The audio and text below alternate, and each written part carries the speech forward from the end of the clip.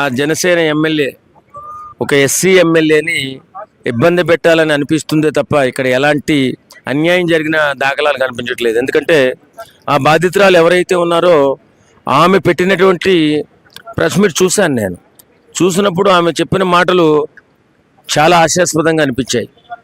ఏంటంటే సంవత్సరంన్నరలో 5 సార్లు అభాక్షణం చేపించుకున్నాను.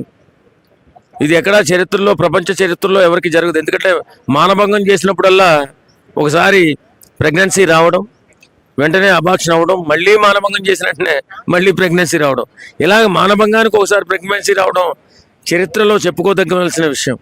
కాబట్టి నేనేమంటానంటే ఈ రాజకీయ క్రీడలో ఆ వ్యక్తిని బలి చేసినట్టుగా, ఎమ్మెల్యే గారిని బలి చేసినట్టుగా శ్రీధర్ గారిని అనిపిస్తుంది. ఖచ్చితంగా ఇలాంటి నీచ నికృష్ట రాజకీయాలు మానేసి ప్రజలకు ఉపయోగపడేలాగా, ప్రజల అభిమానం పొందేలాగా జగన్మోహన్ రెడ్డి ప్రయత్నిస్తే బాగుంటుందేమో అనిపిస్తుంది. ఇది రాజకీయ దుర్మార్గంలో ఒక క్రీడలా అనిపిస్తుంది.